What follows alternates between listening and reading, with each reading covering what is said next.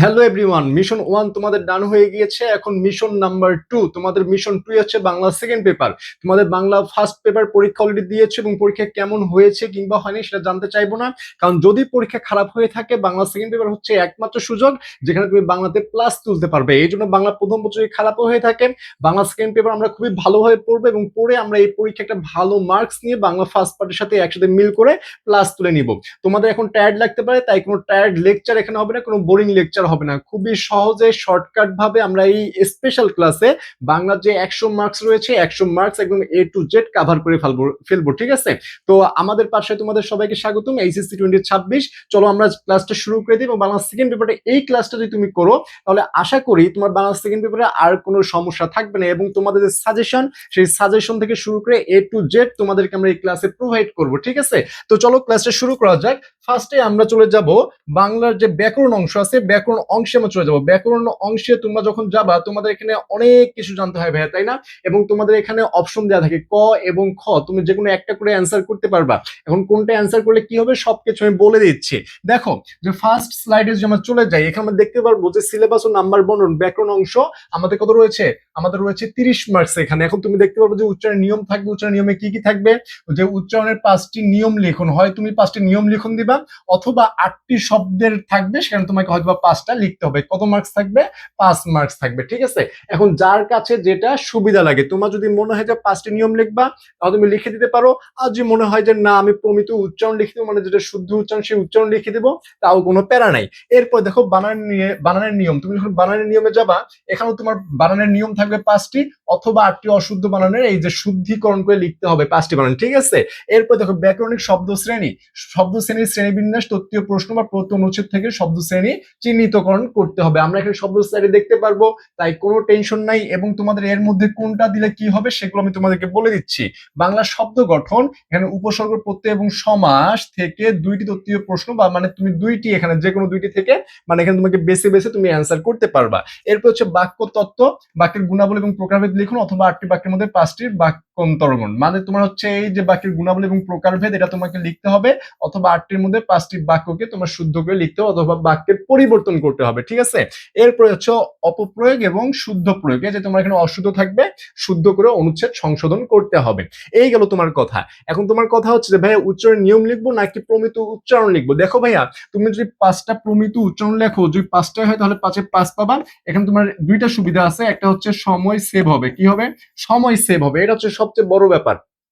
আমার বাংলা সেকেন্ড পার্টের যে তোমার লিখিত পার্টটা আছে এখানে কিন্তু হিউজ পরিমাণ লিখতে হয়। হ্যাঁ, এগুলো তোমার যদি সময় সেভ হয় তাহলে ভালো। এবং 5টার মধ্যে 5টাই যদি হয়ে যায় তাহলে এখানে মার্কস কাটার কোনো ওয়ে নাই, 5-এ 5 তুমি পাবা। আর যদি এরকম হয় যে তোমার এই 5টি বানান তোমার কমন নাই, তুমি যে সরি এই উচ্চারণ যে লিখবে উচ্চারণ কমন নাই, তখন তুমি কি করবা, তখন তুমি উচ্চারণের 5টি নিয়ম, 5টির মধ্যে তোমার যদি 4টিও হয় ভাইয়া তাও তো তুমি 4 মার্কস পাবা। মানে হচ্ছে তোমার একেবারে ছেড়ে আসার থেকে যদি কমন না আসে তাহলে তুমি উচ্চারণের নিয়ম অ্যান্সার করবা। ঠিক আছে, সেম ভাবে দেখো, সেম ভাবে এই প্রমিত বানানের নিয়ম এখানেও সেম। যদি তুমি এখানে লিখে দাও তাহলে তো 5-এ 5 পেয়ে গেলাম। আর যদি তোমার এরকম হয় যে সেখানে একেবারেই কমন নাই তখন তুমি এই পার্টে আসতে পারো। আশা করি বুঝাইতে পারছি।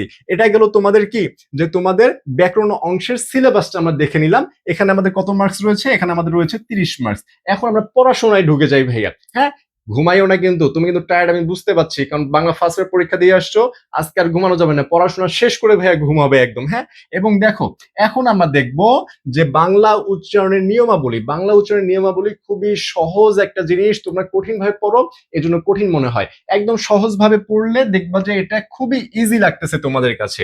এখানে কি আছে, আদ্য আদ্য অধ্বনি উচ্চারণের 3টি প্রধান নিয়ম। কয়টি, 3টি প্রধান নিয়ম। আমরা জাস্ট তোমাদেরকে মেন মেন জিনিসগুলো দেখাই দিব যাতে তোমার বেশি টাইম ওয়েস্ট না হয় এবং তুমি এই ক্লাসটা করে সবগুলো সলভ করতে পারো। হ্যাঁ, তাহলে দেখো যে এখানে অনুবর্তী ই অথবা উ, রস্যিকার বা রস্যকার কারের প্রভাব, শব্দের শুরুতে অকার এবং তারপরে রস্যই দীর্ঘই রস্যকার এবং দীর্ঘকার যদি আকার যুক্ত ব্যঞ্জন থাকলে আদির অ এর উচ্চারণ ও এর মতো সংবৃত হয়। কিসের মতো হবে, ও এর মতো হবে ভাইয়া। কিসের মতো হবে, ও এর মতো হবে। তাহলে দেখো তুমি যদি বোর্ডের গুলো দেখো, জাস্ট বোর্ডের গুলো, এই যে আমরা যে অতি লিখি, আমরা যখন বলি অতি, এটা কি বলা উচিত ছিল ভাইয়া বলতো, এটা বলা উচিত ছিল অতি।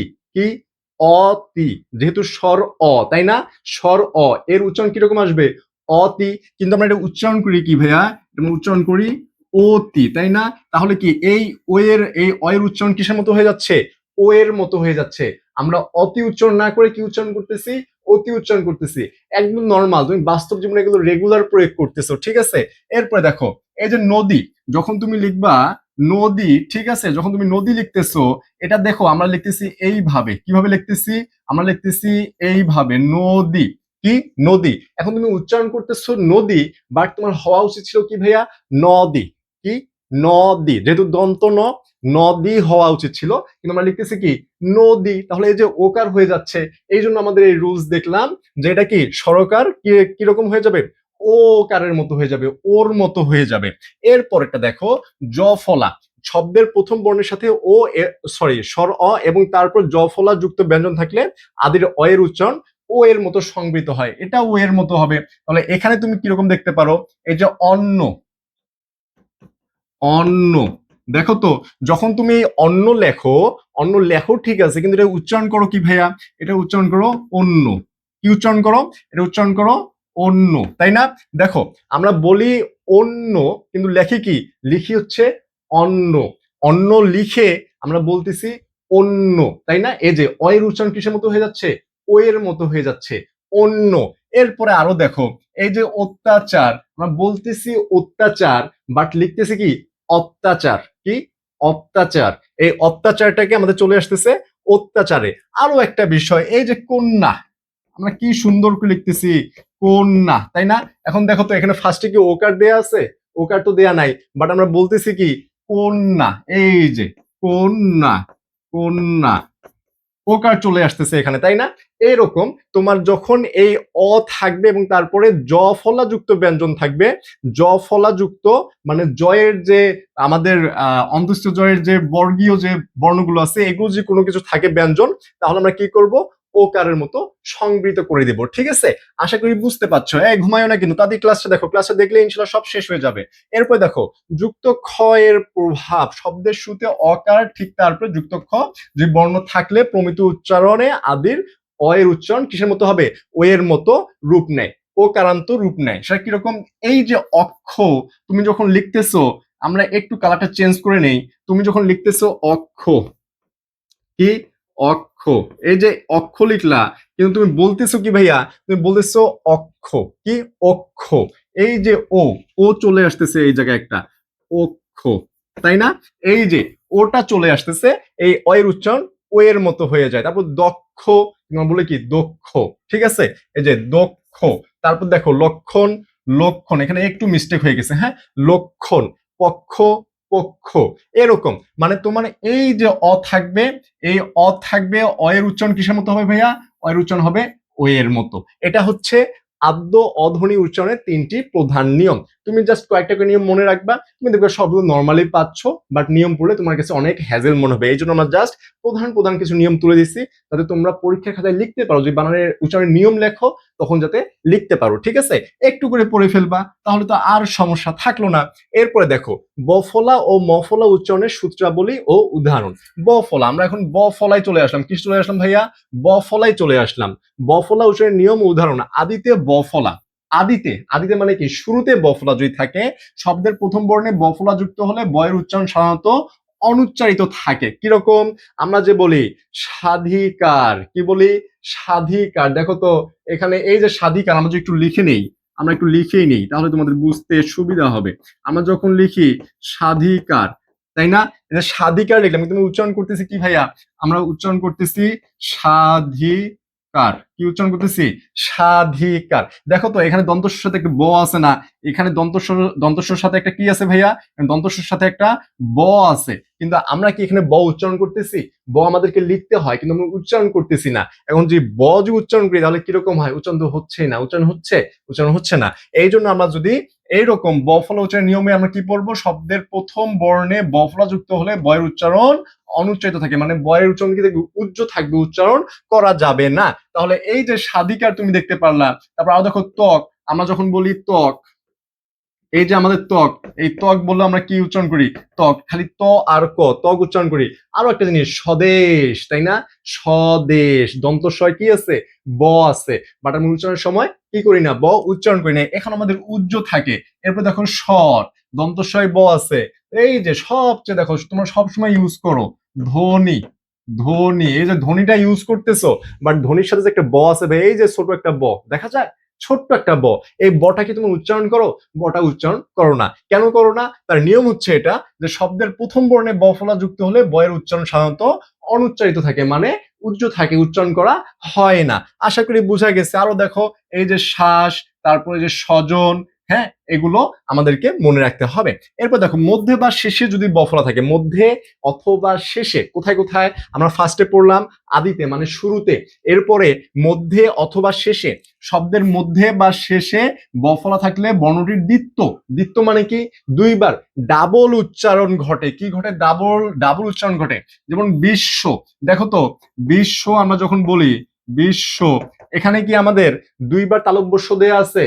দুইবার কি তালব্যস্য দেওয়া আছে? এটা তো আমাদের এরকম, এই যে বিশ্ব আছে না, এই বিশ্বটা তো আমাদের এরকম, মানে টাইপিং একটু মিস্টেক হয়েছে, ঠিক আছে? বিশ্ব, বিশ্ব, আমাদের আমরা তো উচ্চারণ করি এরকম বিশ্ব, তাই না? বিশ্ব, লাস্টে কি তালব্যস্য আমাদের দুইটা আসতেছে বয়ের পরে। কিন্তু আমরা যখন লিখি, আমরা লেখার সময় তো জাস্ট এই বিশ্বটা লিখতেছি ভাইয়া, তালব্যস্য ব। এটা কি? এটা হচ্ছে মধ্যে অথবা শেষে যদি বর্ণে ব ফলা থাকে, তাহলে বর্ণটির দুইবার মানে দ্বিত্ব উচ্চারণ হয়, ডাবল আমাদেরকে প্রোনাউন্সিয়েশন করতে হয়। এরপর দেখো বিদ্যান আছে, এখানে দয় ব দেয়া, দয় ব দেয়া আছে বিদ্যানে, বাট আমরা কি করি? এই যে এইভাবে লিখে দেই, দয় দ লিখে দেই, দয় দ আকার লিখে দেই, তাই না?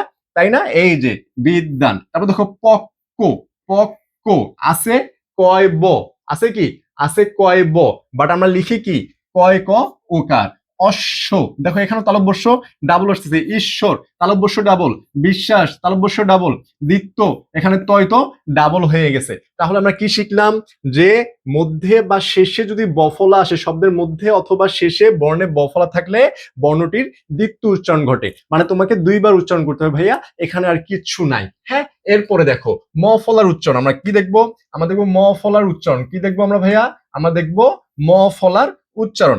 ম ফলার উচ্চারণ যখন তুমি আসবা, দেখো আদিতে, আদিতে মানে কি? আবার ওই শুরুতে শব্দের প্রথম বর্ণে ম ফলা থাকলে ময়ের উচ্চারণ অবিকল বিলুপ্ত হয়, কিন্তু স্বরধ্বনিটি সানুনাসিক মানে চন্দ্রবিন্দু যুক্ত হয়ে যায়। কিরকম হয়ে যায়? চন্দ্রবিন্দু যুক্ত। যেমন এই যে স্মরণ, আমরা কি বলছি? শব্দের প্রথম বর্ণে ম ফলা থাকলে, তাহলে এখানে ম আছে, ঠিক আছে, ময়ের উচ্চারণ অবিকল বিলুপ্ত হয়, মানে এটা একদম নিঃশেষ হয়ে যায়, এখানে আর কিচ্ছু থাকে না। কিন্তু আমাদেরকে চন্দ্রবিন্দু দিলে যেরকম উচ্চারণ হয়, নাক দিয়ে উচ্চারণ হয়, সেরকম উচ্চারণ হয়ে যায়। যেমন স্মরণ, স্মরণ, ঠিক আছে, শ্মশান, স্মারক, স্মৃতি, এরপরে কি দেখো স্মৃতি, এগুলো। তাহলে এই যে প্রথমে যদি শব্দের প্রথম বর্ণে ম ফলা থাকলে ময়ের উচ্চারণ অবিকল বিলুপ্ত হয়, কিন্তু স্বরধ্বনিটি কি? চন্দ্রবিন্দু যুক্ত হয়ে যায়, ঠিক আছে। এরপরে দেখো মধ্যে বা শেষে যদি ম ফলা থাকে, কোথায়? আমরা আদিতে তো শিখলাম, এখন মধ্যে অথবা শেষে যদি ম ফলা থাকে, মধ্যে বা শেষে বর্ণে ম ফলা থাকলে মূল বর্ণটি দ্বিত্ব হয়। এখানেও দ্বিত্ব হয়, আমাদের এখানেও যদি শেষে থাকে এখানেও দ্বিত্ব হয়। খুবই ইজি ভাবে তোমাদের স্লাইডগুলো সাজানো হয়েছে যাতে কোনো রকমের প্যারা তোমাদের খাইতে না হয়। এমনি তোমরা টায়ার্ড, পরীক্ষা দিয়ে আসছো, অনেক হ্যাজেল গেছে, অনেকের পরীক্ষা খারাপ হয়েছে, কোনো পেন নেই ভাই, আমরা এই পরীক্ষা ভালো দিব, বাংলা ফার্স্ট পরে আমাদের প্লাস চলে আসবে, হ্যাঁ, রিল্যাক্স। এরপরে দেখো, এরপর মৃদু বা সানুনাসিক রূপ পায় কিরকম? এই যে পদ্ম, রশ্মি, ভস্য, বিস্ময়, মহাত্মা, আত্মীয়, দেখো তো ভাইয়া সবগুলোতে কিন্তু ডাবল হয়ে গেছে। তুমি যখন পদ্ম লিখতেছো, পদ্ম লিখতেছো, দেখো তো এখানে কি দয় দ ওকার আছে? দয় দ ওকার আছে কি? বলো, দয় দ ওকার আছে নাকি? নাই। কিন্তু যখন তুমি এটা উচ্চারণ করতেছো, উচ্চারণটা এরকম ভাবে হচ্ছে, উচ্চারণটা এরকম ভাবে হচ্ছে পদ্ম, তাই না? পদ্ম, তোমাদের উচ্চারণটা হচ্ছে এরকম। আর দেখো রশ্মি, এই দেখো তালব্যস্য ডাবল হয়ে গেছে, ভস্য তালব্যস্য ডাবল হয়ে গেছে, বিস্ময় তালব্যস্য ডাবল হয়ে গেছে, সবগুলোতে ভাই দ্বিত্ব হবে। এই ঘুমাচ্ছ নাকি? ক্লাসে দেখো না, ক্লাসে দেখলে তো তোমার উপকার হবে, তোমার একদম বাংলা সেগমেন্ট শেষ হয়ে যাবে। দেখো তাড়াতাড়ি দেখো, তাহলে দেখো মফলা বফলা আমরা দুইটাই শিখে ফেললাম। কোনো রকমের সমস্যা থাকলে তাড়াতাড়ি কমেন্ট করবা, তাড়াতাড়ি তাড়াতাড়ি কমেন্ট করবা, কোনো রকমের লেট করা যাবে না, হ্যাঁ। এরপরে দেখো, এরপরে আমরা স্লাইড নাম্বার ছয়ে চলে যাব। উচ্চারণ অনুশীলন, আমরা এখন এই যে কয়েকটা শিখলাম, এই কয়েকটা দেখে বোর্ডে কি কি আসছে ভাই এগুলো একটু দেখি। বোর্ডে কি কি আসছে, যে সহ্য, দেখো তো সহ্য, আমরা এখানে লেখার সময় হয় জফলা লিখি না, হয় জফলা লিখি, তো যখন আমরা উচ্চারণ করি তখন কি হয়, সহ্য, সহ্য, এই যে এরকম হয়ে যাচ্ছে। তারপর দেখো ঐতিহ্য, যখন এই ঐতিহ্য লেখো ঠিক আছে, কিন্তু উচ্চারণ করো কি, এই যে ও দিয়ে শুরু করো, ওই তিজ হো, ওই তিজ হো। তাহলে এটার ভাই নিয়মটা কি, হয়ের সঙ্গে জফলা যুক্ত হলে এই যে জয় ঝ ওকার প্রমিত রূপ তৈরি করে। দেখো তোমাদের এগুলোর সাথে আবার রুলস দিয়ে দেওয়া হয়েছে যাতে তোমাদের এগুলো নিয়ে কোনো রকম পেন খাইতে না হয়। তারপরে দেখো কল্যাণ, আমরা বলতেছি ওই যে কল্যাণী, বাংলা প্রথম বছর দিয়ে আসলো না, কল্যাণী, ওখান থেকে কল্যাণ, ঠিক আছে, এই সেই কল্যাণ, এই দেখো কল্যাণ। তাহলে এটা উচ্চারণ হওয়ার কি কথা ছিল ভাইয়া, কল্যাণ, কিন্তু আমরা এটা যখন লিখি কল্যাণ, সরি যখন বলতেছি কল্যাণ বলতেছি, কিন্তু যখন লিখতেছি কল্যাণ, আমরা কিন্তু কল্যাণ কেউ বলি, কল্যাণ তো কেউ বলি না, কল্লা, হ্যাঁ এই কল্লা তো আমরা কেউ বলি না, কল্যাণ আমরা কেউ বলি, আমরা বলি কি কল্যাণ, যার কারণে এই যে ওকার চলে আসে, ঠিক আছে। এরপর দেখো অদম্য, অদম্য, এই যে ময় ওকার আসতেছে, ময় ওকার আসতেছে, তাই না, অদম্য, কিন্তু আমরা যখন বলতেছি সরি লিখতেছি ময় জফলা জাস্ট দিচ্ছি, এখানে কোনো ওকার নাই, ডাবল কোনো ম নাই, দ্বিত্ব নাই। তাহলে দেখো আদ্য অসংবিত রূপ নিয়েছে এবং ব্যঞ্জনের দ্বিত্ব ঘটেছে, যেটা আমরা দেখে আসলাম। এরপরে দেখো উদ্যাপন, এই উদ্যাপনটা আমাদের লিখতে হয় উদযাপন, কি লিখতে হয়, উদযাপন, কি উদযাপন। শাশুড়ি, শাশুড়ি, ঠিক আছে, হসন্ত চিহ্নের সঠিক প্রয়োগ ও বফলার লোপ পাওয়া রূপ। তোমাদের হসন্ত যে থাকবে ভাইয়া যখন তুমি উচ্চারণ লিখবা, এই যে হসন্ত গুলো, এই যে এখানে হসন্ত গুলো, তারপরে এই যে হসন্ত, এই হসন্ত গুলো ভাই মিস করবা না, হ্যাঁ হসন্ত মিস করলে কিন্তু কাটা যাবে। এই হসন্ত গুলো একদম ধরে ধরে দেখবা কোথায় হসন্ত, যেখানে থামতেছো সেখানে কিন্তু হসন্ত চলে আসবে। তাহলে এইভাবে এগুলো দেখে নিবা, এই যে অক্ষ, অক্ষ, তারপরে যে আহ্বান, আহ্বান, কি আহ্বান, এগুলো তোমরা একটু দেখে নিবা, আশা করি কোনো রকমের পেইন হবে না। এরপরে দেখো ভাইয়া বাংলা বানানের নিয়ম, তাহলে যে উচ্চারণের নিয়ম আমরা দেখলাম, যে উচ্চারণের আমরা 5টা স্লাইড দেখলাম, এই 5টা স্লাইড তোমাদের আশা করি আর কোনো রকমের সমস্যা হবে না, ঠিক আছে। আর যদি সমস্যা হয় তাহলে তো আর কি আর একটু বেশি করে পড়তে হবে, তাহলে আর সমস্যা হবে না, নর্মাল রুলস। এরপরে দেখো বাংলা বানানের নিয়ম, এই ঘুম ধরছে নাকি তোমার, তুমি ঘুমাচ্ছ কেন, ফোনটা শুয়ে শুয়ে কিভাবে ক্লাসটা করতেছো, তাই না, মানে স্ক্রল করতে করতে সামনে চলে গেছে, সুন্দর করে একটু দেখলে আবার চলে যাচ্ছ, চলে যাওয়া যাবে না তো, ক্লাসটা ফুলফিল করতে হবে না, তো তার সাথে তোমরা বাংলা সেকেন্ড ভালো করবা কিভাবে, অবশ্যই ক্লাসটা করতে হবে। দেখো বাংলা বানানের নিয়মাবলী, প্রমিত বাংলা বানানের নিয়ম, নত্য শতনের নিয়ম এবং বোর্ড প্রশ্নাবলী আমরা একটু দেখে নিব। সেটা কি দেখবো, যে ফার্স্টে প্রমিত বাংলা বানানের প্রধান নিয়মাবলী, এই যে অতৎসম, যখন তুমি অতৎসম শব্দে ই বা উকারের প্রয়োগ, সকল তদ্ভব দেশি বিদেশি ও মিশ্র শব্দে কেবল ই বা উকার ব্যবহৃত হলে দীর্ঘ ইকার বা দীর্ঘ উকার ব্যবহার অশুদ্ধ। সেটা কিরকম, এই যে পাখি, শাড়ি, টুপি, কেরানি, সরকারি, খ্রিস্টাব্দ, তরকারি, আলমারি, ইংরেজি, লটারি, কারবারি, এগুলোতে তুমি দীর্ঘ ইকার বা দীর্ঘ উকার ইউজ করতে পারবা না, ইউজ করলে কি হবে, ইউজ করলে এই যে ভাইয়া অশুদ্ধ হবে, আর তোমাকেও দিবে হচ্ছে জিরো, ঠিক আছে, অশুদ্ধ হলেই তোমাকে জিরো দিবে, এটা হচ্ছে স্যারদের একটা শুদ্ধ রূপ, মানে টিচারদের একটা শুদ্ধ রূপ, ঠিক আছে, এই কারণে অশুদ্ধ করা যাবে না।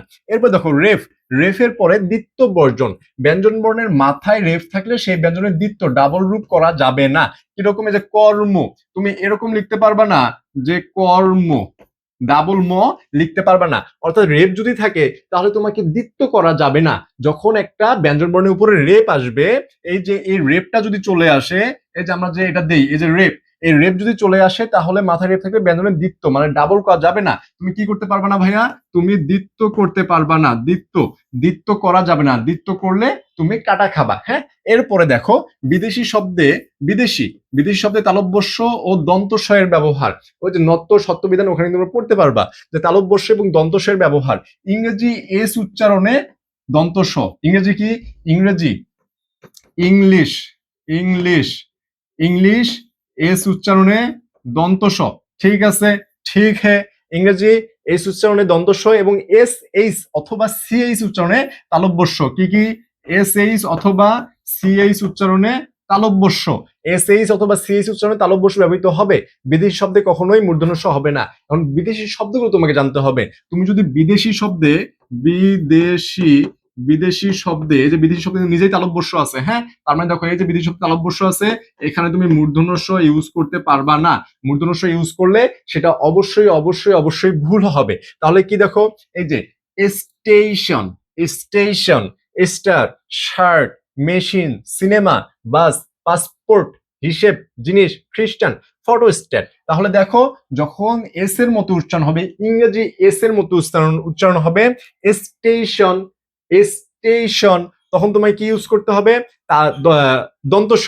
এবং সিএইচ অথবা এসএস এর মতো উচ্চারণ হলে কি উচ্চারণ করতে, কি লিখতে হবে, তালব্যস্য। ঠিক আছে, তারপরে দেখো সন্ধিহীন শব্দের পদের নিয়ম, সন্ধিহীন, সন্ধিহীন পদের নিয়ম, যেখানে সন্ধির নিয়ম খাটে না সেখানে ময়ের জায়গায় অনুসার ব্যবহার প্রমিতর নিয়ম।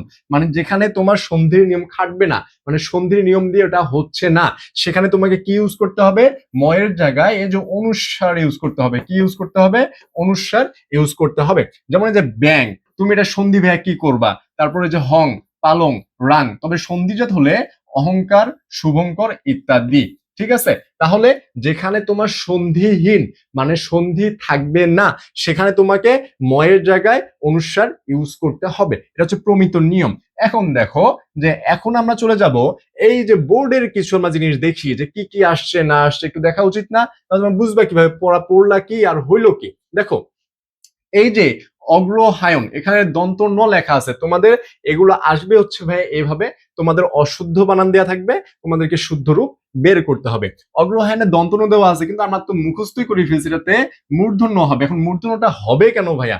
এই দেখো ঋস্ব ইকার এবং নত্য বিধানের স্পষ্ট নিয়ম, তুমি যে নত্য বিধানও পড়ো, নত্য বিধানও একদম স্পষ্ট এটা বলে দেয়া আছে। ঠিক আছে, এবার দেখো অঞ্জলি, অঞ্জলি বানানে কি হবে, ঋস্ব ইকার হবে। ওই সময় পড়ে আসলাম দীর্ঘ ইকার বা দীর্ঘ উকার হবে না, আগের স্লাইডে দেখে আসলাম না, দেখো নাই তোমরা আগের স্লাইডে, আগের স্লাইডে তো দেখে আসলাম, এই যে এটা দীর্ঘ ইকার বা দীর্ঘ উকার ব্যবহার করা যাবে না।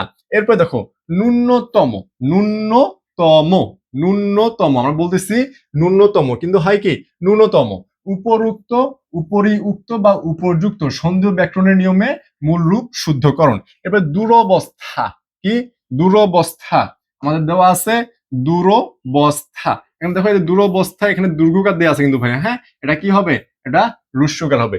দৈন্যতা, এই যে দৈন্যতা, এখানে এই যে দেখো এদিকে একটা এরকম দেয়া আছে, এদিকে আবার আমরা কি দিছি, জ ফলা দিছি, এই দুইটা আমরা একসাথে দৈন্যতা বানানে ইউজ করতে পারবো না। মানে কি করতে হবে, এটা তোমাদের খুবই ইম্পর্টেন্ট, হ্যাঁ মাস্ট বি ইম্পর্টেন্ট, এটা অনেকবার আসছে। তো তোমাকে লিখতে হবে, হয় দীনতা লিখতে হবে, এভাবে দীনতা লিখবা, অথবা দৈন্য লিখবা, কি লিখবা, দৈন্য লিখবা, যে কোনো একটা লিখলে হয়ে যাবে। কিন্তু দুইটা, অর্থাৎ এই যে এই দুইটা, এইটা এবং হচ্ছে আরেকটা এইটা, এই দুইটা একসাথে ইউজ করতে পারবা না।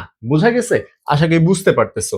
এরপর দেখো ঐক্যতা, এটা কি একতা বা ঐক্য, যেটা বলে আসলাম সেম ভাবে এই ঐকার এবং লাস্টের জ ফলা দুইটা একসাথে ইউজ করতে পারবা না, ইউজ করা যাবে না। বোঝা গেছে? তাহলে দেখো এইভাবে তোমাদের আরো বেশ কিছু দেওয়া আছে, যে পিপিলিকা, পিপিলিকা বানানে, এই যে পিপিলিকা বানানো হবে ঋষিকার, তারপর হচ্ছে দীর্ঘিকার, তারপর হচ্ছে ঋষিকার, ঋষি দীর্ঘি ঋষি, কি মনে রাখবা, ঋষি দীর্ঘি ঋষি।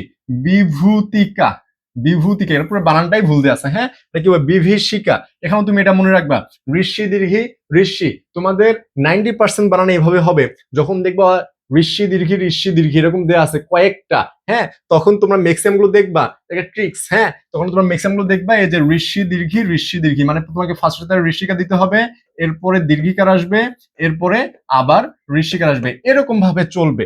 বোঝা গেছে? এটা তোমাদের ম্যাক্সিমাম ক্ষেত্রে হয়, বাট কিছু কিছু তো এক্সেপশন থাকবে, সেটা একটু মাথায় রাখতে হবে। এরপর হচ্ছে মুহুর্মুহু, মুহুর্মুহু বানানে সবগুলোই হুস্যু দিয়ে দিবা, মুহুর্মুহু, সহযোগিতা, সহযোগিতা। তাহলে বোঝা গেছে? তারপর তো যোগে ইকার, ইকার হয়ে যায়, এটা বোঝা গেছে আমাদের, আমরা এগুলো পড়ে ফেলছি আগে। দেখো এখন তোমাদেরকে একটু বলে নেই, তোমরা যদি এই যে স্লাইড গুলো এবং ইম্পর্টেন্ট যে সাজেশন রয়েছে তোমরা পিডিএফ চাও, তাহলে আমাদের এই যে হোয়াটসঅ্যাপ নাম্বার রয়েছে এখানে তোমরা নক করতে পারো, এবং টেলিগ্রাম গ্রুপের লিংক ডেসক্রিপশন এবং কমেন্ট বক্সে দেওয়া থাকবে, তোমরা এখান থেকে অ্যাড হয়ে নিতে পারো। এবং তোমরা যদি গ্রুপেও অ্যাড হও, তোমাদের যে এডমিশন আসতেছে সামনে, এই এডমিশনে তোমরা 50% অফ পাবা। ঠিক আছে, গ্রুপে অ্যাড থাকলে তোমরা এখানে ভর্তি চলে 50% অফ পেয়ে যাবা। এবং কেউ যদি এখন প্রি এডমিশন অর্থাৎ আগেই ভর্তি হতে চাও, তার জন্য আমাদের 70% অফ থাকবে। কত পার্সেন্ট? 70% অফ থাকবে। এটা তোমাদের একটু প্রমোশন করে নিলাম আমার কোর্সের। এরপরে দেখো, এরপরে আমরা আবার চলে যাব ব্যাকরণিক শব্দ শ্রেণী ও শব্দ গঠন। কি কি? ব্যাকরণিক শব্দ শ্রেণী ও শব্দ গঠনে চলে যাব। এখানে আমাদের থাকবে বিশেষ্য, বিশেষণ, সর্বনাম, ব্যাসবাক্য, সমাস নির্ণয়, অব্যর্থ কৌশল। আচ্ছা, আমরা অব্যর্থ কৌশল শিখবো। ব্যাকরণিক শব্দ শ্রেণী, চিহ্নিতকরণ ও অনুশীলন, বাক্যে প্রয়োগ ও পদ নির্ণয়, বাক্যে প্রয়োগ ও পদ নির্ণয়। নীল আকাশ আমায় টানে, নীল আকাশে যে নীলটা তোমাদের বোল্ড করা আছে, নীল শব্দটা এখানে কি? নীল শব্দটা এখানে বিশেষণ। কি এখানে? বিশেষণ, বিশেষণ। নীল শব্দটা বিশেষণ কেন ভাইয়া? এই যে নীল, এই নীলটা হচ্ছে আকাশের একটা গুণ, তাই না?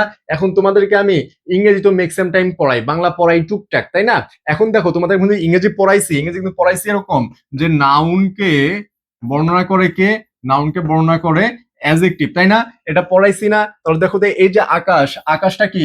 আকাশটা হচ্ছে নাউন বা বিশেষ্য, নাউন অথবা বিশেষ্য। তাহলে বিশ্বকে বর্ণনা করতে পারে কে? বর্ণনা করতে পারে অ্যাডজেক্টিভ। তাহলে নীলটা কি হবে? অ্যাডজেক্টিভ। এরপর দেখো, তিনি ধীরে কথা বলেন, ধীরে কথা বলেন। এই যে ধীরে শব্দটি এখানে ক্রিয়া বিশেষণ, ক্রিয়ার ধরন, মানে কথা বলেন, কিভাবে বলেন? ধীরে বলেন, ক্রিয়া বিশেষণ অর্থাৎ অ্যাডভার্বে চলে যাচ্ছে।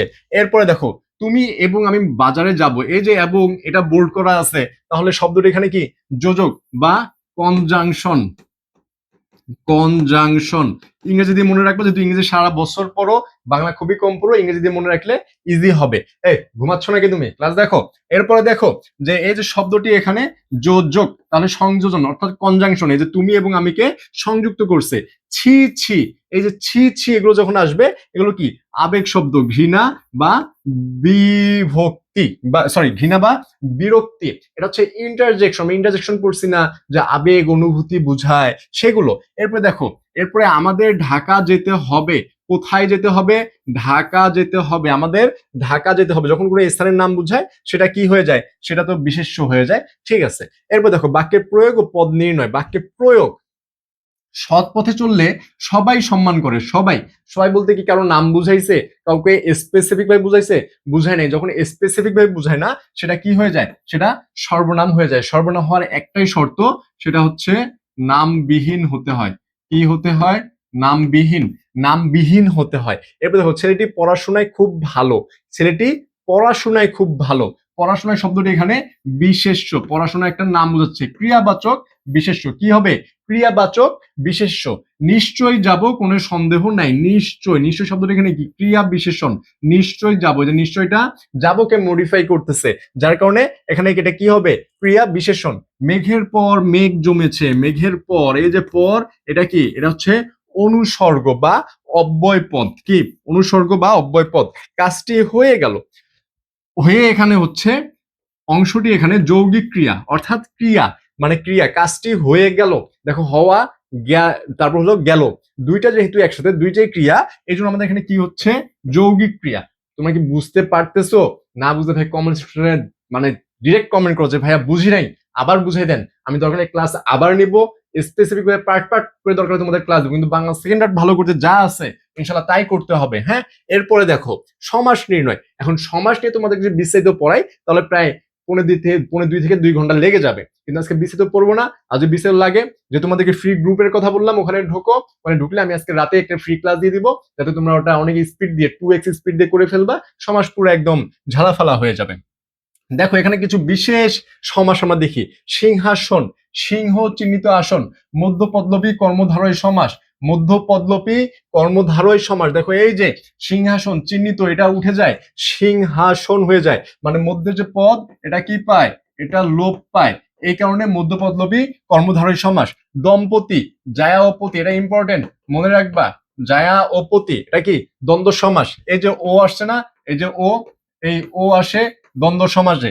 এরপর দেখো পঞ্চনদ, পঞ্চ নদীর সমাহার, এটা হচ্ছে দ্বিগু সমাস। এই যে সমাহার দেখে বুঝতে পারবা দ্বিগু সমাসে চলে যায়। অপবন, তপের সরি তপবন, তপের নিমিত্ত বন, চতুর্থী তৎপুরুষ সমাস।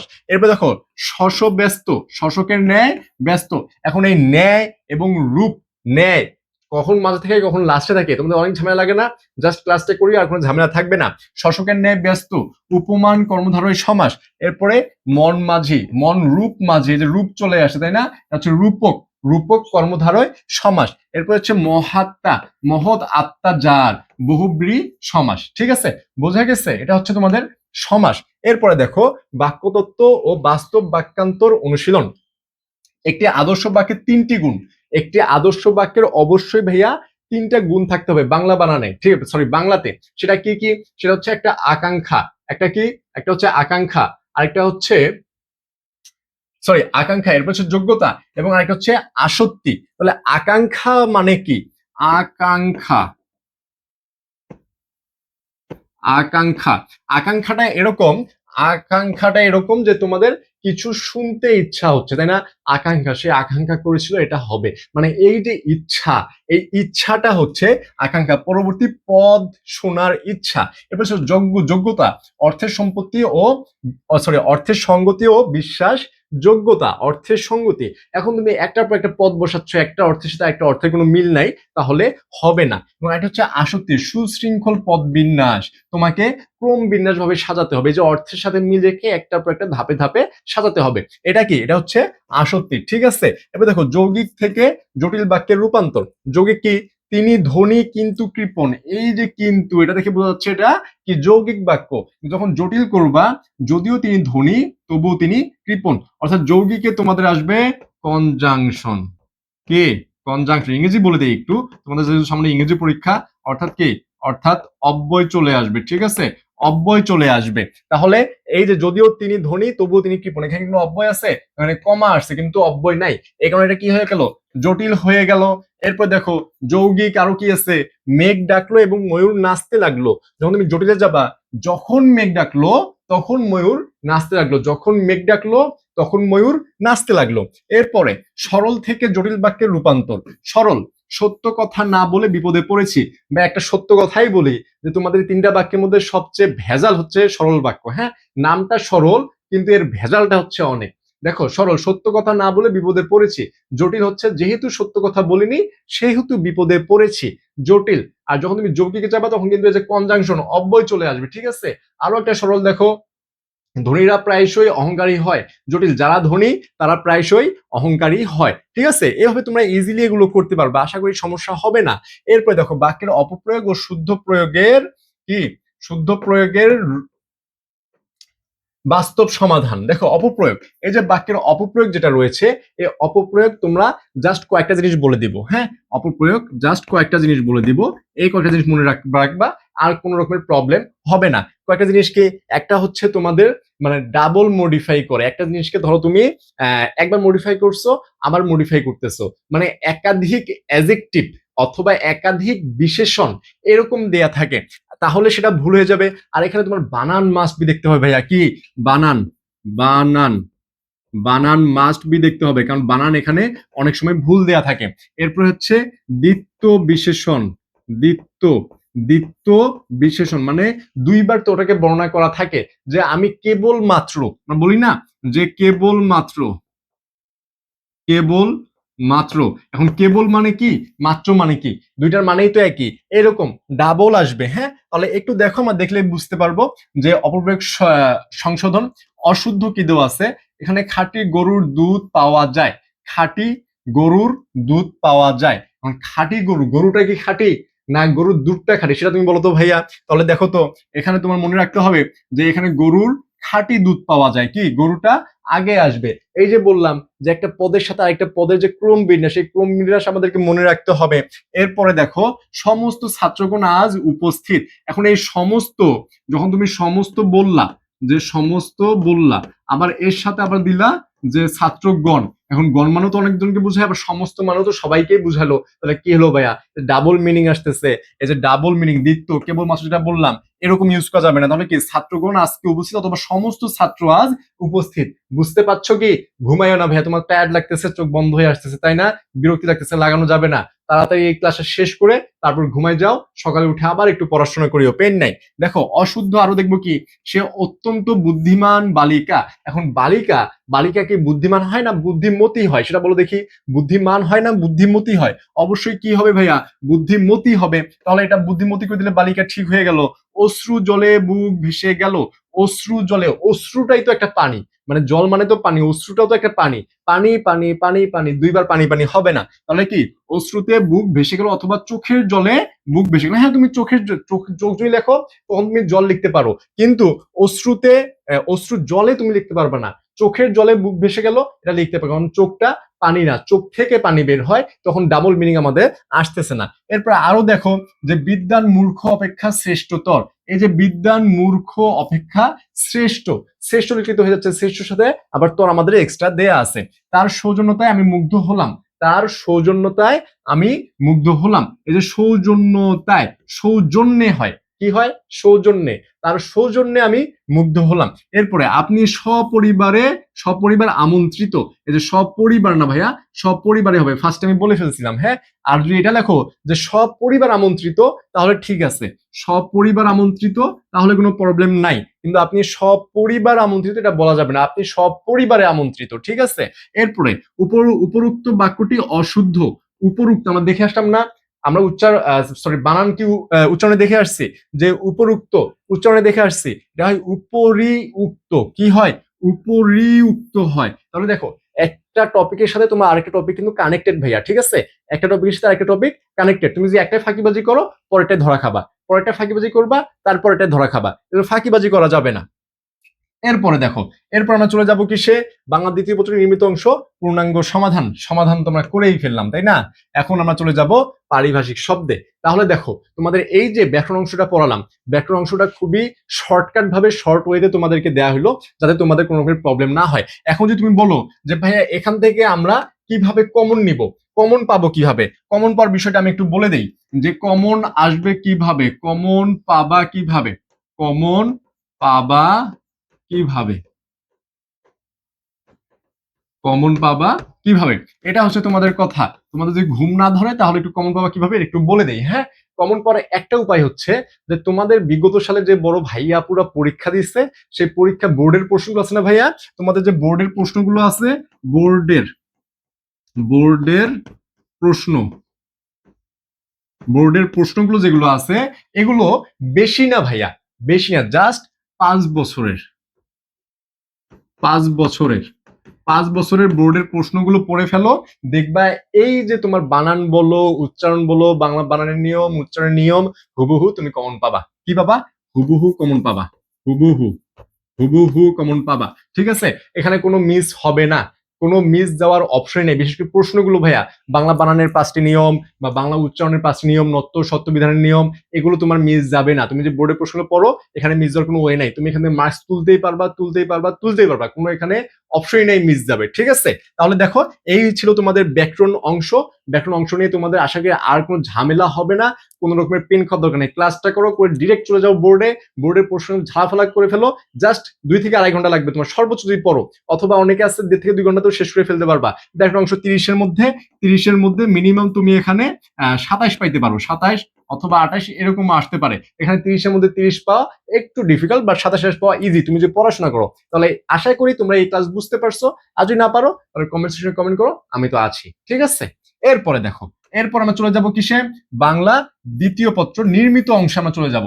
নির্মিত অংশটা ভাইয়া লিখিত এবং তোমার জন্য ইম্পর্টেন্ট। এখানে আমরা বেশ কিছু জিনিস দেখব, বেশ কিছু জিনিস দেখব যেগুলো তোমার অবশ্যই দেখা উচিত। পারিভাষিক শব্দ, তোমাদেরকে কত বলছি ভাইয়া ইংরেজি পড়ো, ইংরেজি পড়ো, ইংরেজি ভোকাবুলারিটা মুখস্থ করো, তোমরা তো ভাইয়া করো না। কেন করো না, যে ভাইয়া মুখস্থ হয় না কেন। এখন কেমন লাগে, বাংলাদেশেও পারিভাষিক শব্দ চলে আসছে, কেমন লাগে এখন দেখো তো। পারিভাষিক শব্দ জিনিসটা কি, যে তোমার এখানে ইংরেজি শব্দ দেয়া থাকবে, আমরা ডিরেক্ট এক্সাম্পল যদি দেখি, যে তোমার এখানে ইংরেজি শব্দ দেয়া থাকবে, এই যে ইংরেজি শব্দ, এবং এর সাথে তোমার কি লিখতে হবে, বাংলা লিখতে হবে, তাই না। এখন এটা লেখার একটু নিয়ম আছে, সেটা কিরকম, তোমার হচ্ছে প্রেজেন্টেশন স্কিল, কি presentation skill, presentation skill, presentation skill বলতে কি বোঝাচ্ছি, তোমার খাতাটাকে তুমি স্যারের কাছে কিভাবে উপস্থাপন করতেছো। তুমি যদি খুব ভালোভাবে মডিফাই করে উপস্থাপন করতে পারো, তোমার খাতাটা অনেক সুন্দর দেখাচ্ছে এরকম ভাবে যদি উপস্থাপন করতে পারো, স্যারের মনটা আকৃষ্ট হয়ে যাবে। এখানে তোমার বেশি মার্কস দেওয়ার ওয়ে নাই, কিন্তু তুমি যখন লিখিত পার্টে যাও ভাইয়া, প্রবন্ধ লিখবা, পত্র লিখবা, বা তুমি বৈদ্যুতিন চিঠি লিখতেছো, মানে চিঠিগুলো লিখবা, তখন স্যারের মনটা কি একটু নরম হবে কি, আচ্ছা এটা অনেক সুন্দর ফার্স্টে লেখা শুরু করছে, প্রেজেন্টেশন স্কিল অনেক ভালো, তখন স্যারের মনটা একটু আবেগ আপ্লুত হয়ে তোমাকে মার্কসটা কি একটু হয়তো বাড়িয়ে দিবে, যেখানে তোমাকে 7 দিত হয়তো বা সেখানে 8 দিয়ে দিবে এরকম। তার কারণে তুমি যখন পারিভাষিক শব্দ লিখবা, তখন তুমি এক কাজ করবা, এরকম ভাবে ছক করবা খাতার মধ্যে, অবশ্যই ছকটা পেন্সিল দিয়ে করবা, করে এইভাবে, এই যে, হ্যাঁ, এইভাবে, এইভাবে। এখন তুমি এখানে একটা ওয়ার্ড, তো প্রশ্নগুলো থাকলো, তুমি লিখলা এখানে কোশ্চেনের যে ওয়ার্ড থাকবে সেই ওয়ার্ড লিখলা, আর এখানে বাংলা প্রতিশব্দ, বাংলা প্রতিশব্দ তোমাকে লিখতে হবে, ঠিক আছে। তুমি যে এইভাবে লেখো, এইভাবে লিখলে খাতাটা দেখাতে সুন্দর দেখা যাবে এবং স্যারের বুঝতে অনেক ইজি হবে। এই কারণে স্যার কি একটু হলেও হ্যাপি হবে। হ্যাঁ, তাহলে দেখো যে আমরা পারিভাষিক শব্দ একটু দেখি, যে সঠিক প্রতিশব্দ নির্বাচন, তোমাকে এখানে এক্সাক্ট মিনিংটা লিখতে হবে, আশেপাশের বা সিমিলার এরকম লিখলে হবে না, একদম এক্সাক্ট, সরি সিমিলার না, মানে আশেপাশে ওয়ার্ড লিখলেও হবে না, একদম এক্সাক্ট মিনিংটাই লিখতে হবে। তারপর হচ্ছে মন গড়া অনুবাদ বর্জন, মানে মন গড়ায় একদম, মানে মন যা যাচ্ছে তাই আমি বসে দিলাম, এটা করা যাবে না। যা বললাম যে উপস্থাপনার ছক, ছক তোমাকে করতে হবে, এবং বিকল্প, সাধারণত একটি শব্দের একটি নির্ভুল পারিভাষিক শব্দ লেখা নিরাপদ, তুমি বিকল্প ইউজ করতে গেলে সার কেটে দিলেও তোমার কিছু করার নাই। এবং 10-10 পর মাস্টার স্ট্র্যাটেজি কি, পারিভাষিক শব্দে 10-10 পর মাস্টার স্ট্র্যাটেজি কি, যে বোর্ডে 15 নম্বর পাওয়ার জন্য বানানের প্রতি অত্যন্ত সতর্ক থাকতে হবে। তুমি যে বানানগুলো লিখবা, এই বানানের প্রতি অত্যন্ত সতর্ক থাকতে হবে, বানান যদি ভুল করো তাহলে ভাইয়া মেয়ে তো গেয়া, হ্যাঁ, মানে তুমি শেষ, ওটা সঠিক লিখলেও বানানটা ভুললে তোমার ওটা ক্রস হয়ে যাবে। পরীক্ষার সাধারণত 15টি শব্দ দেওয়া থাকে, যার মধ্যে যে কোনো 10টির উত্তর দিতে হয়, খাতায় অতিরিক্ত 1-2টি লিখলে কোনো ক্ষতি নেই, তবে প্রথম 10টি যেন শতভাগ নির্ভুল হয় তা নিশ্চিত করতে হবে। ধরো তুমি 11টা লিখছো, তুমি 11টা লিখছো, শখ করে সুন্দর করে 11টা লিখে ফেলছো, এখন প্রথম 8টা, ধরো প্রথম 10টাই, অথবা ধরো প্রথমে একটা ভুল হয়েছে, পরের 10টা হয়েছে, তোমার স্যার কেটে দিবে লাস্টেরটা, স্যার যদি বুঝতে পারে লাস্টেরটা কেটে দিবে, লাস্টটা কেটে দিতে পারো, ফার্স্টে তোমার যেগুলো ভুল হোক রাইট হোক সেখান থেকে কাউন্ট হবে, মানে ফার্স্ট 10টা তোমার কাউন্ট হবে, এটা তুমি মাথায় রাখবা। এই জন্য অনেকেই আছে 11টা 12টা একটু চালাকি করে লিখে দেয়, যে আমার যদি 10টার মধ্যে যদি 11টা যদি লিখি একটা যদি ভুল হয় তাও 10-এ 10 পাচ্ছি, স্যার কি বোকা নাকি, স্যার দেখবে না পাগল, স্যার তো দেখবে যে তুমি 10টা লিখতেছো 11টা লিখতেছো, তখন তুমি লাস্টটা কেটে দিবে, বাকি ফার্স্ট 10টা থেকে কাউন্ট হবে, এই জন্য একটু মাথায় রাখবা। আর বিগত 5 বছর সকল বোর্ড প্রশ্ন ভালোভাবে পড়বা, তাহলে শতভাগ কমন ইনশাআল্লাহ আসবে, আশা করি এখান থেকে মিস যাবে না, ঠিক আছে। এবং এটা ইজি টপিক, 10-এ 10 পাওয়া এটাতে পসিবল। আমরা একটু পারিভাষিক শব্দগুলো দেখি, যে অ্যাকনোলেজমেন্ট, অ্যাকনোলেজমেন্ট মানে কি, প্রাপ্তি স্বীকার, ব্লুপ্রিন্ট, নীল নকশা, তারপর কি, তারপর দেখো did, I witness, embargo, hostess, সবগুলো দেখে নিবা, সবগুলো দেখে নিবা। এই যে নীল নকশা, আদমশুমারি, দলিল, প্রত্যক্ষদর্শী, এটা একটু আমাদের টাইপিং মিস্টেক হয়ে গেছে, প্রত্যক্ষদর্শী, হ্যাঁ। তারপর দেখো, তারপরে যে অর্থনৈতিক অপরাধ, জিম্মি, পাণ্ডুলিপি, গবেষণা ছুটি, তারপর যুদ্ধবাজ, হ্যাঁ। তাহলে এই যে এরকম ভাবে তুমি যে 5 বছরের পারিভাষিক শব্দ দেখো, আশা করি কোনো রকমের মিস যাবে না, আশা করি বুঝতে পেরেছো। এরপরে দেখো, এরপরে আমরা চলে যাব নেক্সট স্লাইডে, সেখানে কি দেয়া আছে, ইংরেজি থেকে বাংলা অনুবাদ। এখন তোমার English to Bangla, English to Bangla, English to Bangla যখন করবা, তখন কিছু জিনিস আমাদের মাথায় রাখতে হবে, সেটা কি হচ্ছে, আক্ষরিক বনাম ভাবানুবাদ। হুবহু আক্ষরিক অনুবাদ মানে তুমি একদম হুবহু যা আছে তা লেখা, ওটার এক্সাক্ট মিনিংটা কি বুঝাচ্ছে, মানে অনেক ভাবানুবাদ থাকে, সে ভাবানুবাদ লেখা প্রাধান্য দিতে হবে, এটা অনেকটা সেফ, এবং বাংলা বাক্যটি যেন সাবলীল শোনায়, খুবই কঠিন ভাবে না বলাই ভালো, সাবলীল যাতে শোনায়। এরপর হচ্ছে বাক্যের গঠন শৈলী, ইংরেজিতে বাক্যের গঠন হলো, বা ইংরেজিতে বাক্যের গঠন কি, ইংরেজিতে বাক্যের গঠন হচ্ছে subject plus verb plus others বা অবজেক্ট, আদার্স অথবা অবজেক্ট, কিন্তু এই যেখানে ভার্বটা থাকে কি ইংরেজিতে মাঝে, বাংলায় চলে যায় লাস্টে, লাস্টে, লাস্টে চলে যায় বাংলায়। বাংলায় কিরকম হয়, বাংলায় হয় subject plus object plus verb নিয়ম, ঠিক আছে, subject plus object plus verb, মানে আমি ভাত খাই, তুমি যদি লেখো যে আমি ভাত খাই, কি লিখবা, আমি, সরি, আমি ভাত খাই, দেখো তো এই যে খাই, এটা কি ভার্ব না, এটা তো ক্রিয়া, এটা ভার্ব, তাহলে এটা কি লাস্টে চলে যাচ্ছে। কিন্তু যখন ইংরেজি লিখবা, ইংরেজি কি হয়? I eat rice. এই যে আই ইট, ইটটা কি চলে আসছে? মাঝে চলে আসছে। ঠিক আছে, তাহলে এই হচ্ছে ইংরেজি এবং বাংলার গঠন রীতির পার্থক্য। ভাষা ও বানান, সাধু চলিত ভাষার মিশ্রণ, গুরুচনালীর দোষ পরিহার করতে হবে। সম্পূর্ণ অনুবাদটি চলিত ভাষায় করা শ্রেয়। তুমি চলিত ভাষায় করবা, এটা শুনতে সাবলীল মনে হবে, তুমি মার্কস ভালো পাবা। এবং হচ্ছে অনুচ্ছেদ বিভাজন, মূল ইংরেজি অনুচ্ছেদটি একটি প্যারাগ্রাফ থাকলে বাংলা অনুবাদও একটি প্যারাগ্রাফ, একটি প্যারার মধ্যে সীমাবদ্ধ রাখতে হবে। অনেকে আছে এর মধ্যে প্যারা করে দেয়। কি করে দেয়? প্যারা করে দেয়। এটা ভাইয়া করা যাবে না। তোমার যদি একটা প্যারাতে থাকে ইংরেজি অনুচ্ছেদটা, সরি ইংরেজিটা, তো তোমাকে বাংলা যে তুমি অনুবাদ করবা সেটাও তোমাকে একটা প্যারাতেই শেষ করতে হবে। এখানে এক্সট্রা কোনো প্যারা যোগ করা যাবে না। ঠিক আছে, এখন দেখো অনুবাদ লেখার সময় মূল ইংরেজি পেজটি খাতায় তোলার কোনো প্রয়োজন নেই। সরাসরি 7 নং প্রশ্নের খ নং উত্তর লিখে অনুবাদটি শুরু করতে হবে। অনুবাদ সম্পূর্ণ করার পর অত্যন্ত একবার পুরো বাংলা অনুচ্ছেদটি রিডিং পড়ে দেখতে হবে যে কোনো বাক্য শুনতে কৃত্রিম বা খাপছা লাগছে কিনা। যদি লাগে তার সহজ সরল বাংলায় পুনর্লিখন করতে হবে। এখানে একটা জিনিস হচ্ছে, তোমার লিখছো, ধরো লিখছো যে আমি এটা লিখছো, লিখে তোমার ভুল হয়েছে, অনেকে করে কি এইভাবে কেটে দেয়। এইভাবে কাটা যাবে না ভাইয়া। তুমি আমি লিখছো, সুন্দর কথা, তোমার ভুল হয়েছে, তাও তো ভাইয়া সমস্যা নাই। হ্যাঁ, তাও সমস্যা নেই, সুন্দর করে একটা নে কেটে দিবা। এখন আমার যদি পরীক্ষা খাতায় স্থান পড়তো, আমি তো এইভাবে মিশাই দিলাম, কিন্তু তোমার তো মিশানোর উপায় নাই। এই কারণে তোমরা কি করবা ভাইয়া? এই কারণে তোমরা একটা না এইভাবে কেটে দিবা। বুঝা গেছে? এরপরে দেখো, এরপর আমরা একটু অনুবাদটা দেখি। কি অনুবাদ আছে?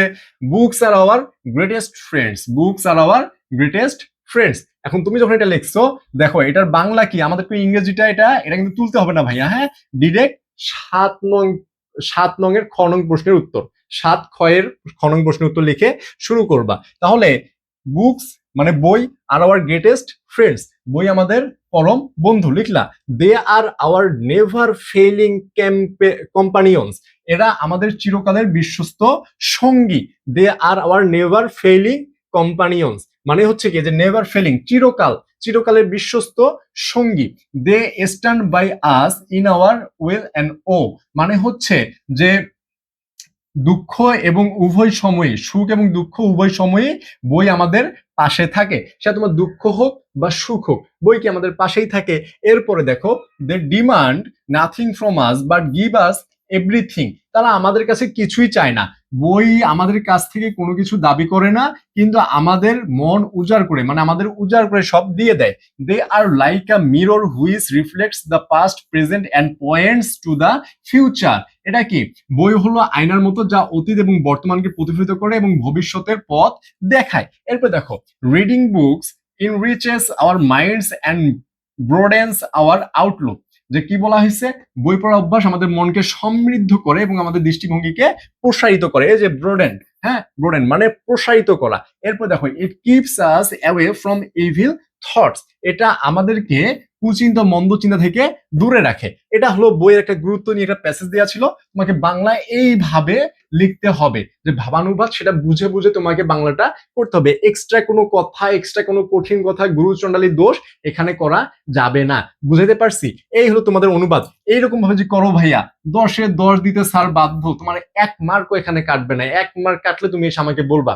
এভাবে করলে 1 মার্কও কাটবে না। আর বাই এনি চান্স তোমাদের যদি এটা কমন না থাকে যে ভাইয়া আমার অনুবাদ, অনুবাদ কমন নাই, আমার অনুবাদ কমন নাই, আমি এখন কি করব? তাহলে ভাইয়া তুমি পারিভাষিক শব্দে চলে যাও। ঠিক আছে, পারিভাষিক শব্দ দিয়ে দাও, ওখানে ইনশাল্লাহ হয়ে যাবে। এখন দেখো, দিনলিপি লেখার নিয়ম ও কাঠানো। এখন দেখো, দিনলিপি লেখা তোমাদের এগুলো নিয়ে অনেক প্রবলেম হয়, তাই না? নিয়ম দিয়ে, এই কারণে তোমাদেরকে একদম নিয়মটা সুন্দর করে বুঝিয়ে দিব, যেগুলো দিনলিপি আসে যাতে তুমি লিখতে পারো। দিনলিপি, ডায়েরি। দিনলিপি মানে ডায়েরি। আমি একটু পানি খেয়ে নিই, হ্যাঁ, খুব পিপাসা পাইছি। দেখো, দিনলিপি লেখার নিয়ম মানে আমরা যে ডায়েরি লিখতাম ছোটবেলায়, বা এখন যারা ডায়েরি লেখো, সেই ডায়েরি লেখার নিয়ম আছে। তোমাকে নিয়ম মেনে লিখতাম, নিয়মে লিখতাম না, জাস্ট তারিখ দিতা, তারিখ দিয়ে লেখার টাইম শুরু দিতা। সেই নিয়মটাই এখানে শুরু হবে। দেখো, প্রারম্ভিক তথ্য লিখুন। দিনলিপি শুরুর পূর্বে উত্তরপত্রের উপরের অংশে স্পষ্ট কবে করে তারিখ, বার, সময় এবং স্থানের নাম উল্লেখ করতে হবে। কয়টা বিষয়? তারিখ, বার, সময় এবং স্থানের নাম। উত্তম পুরুষে লিখুন। পুরো লেখাটি নিজের বাস্তবানুভূতি ও অভিজ্ঞতার আলোকে আমরা লিখতে হবে। বাস্তবসম্মত শব্দচয়ন, ভাষা হবে অত্যন্ত সহজ, সাবলীল এবং ডায়েরি লেখার মতো ঘরোয়া অথচ মার্জিত। দৈর্ঘ্য গঠন একটি মানসম্মত দিনলিপি পরীক্ষা পূর্ণ 10 নম্বরের জন্য অন্তত 1.5 থেকে 2 পৃষ্ঠা প্রায় 150-200 শব্দ হওয়া উচিত। এর থেকে বড় লিখতে পারো, প্যারা নাই।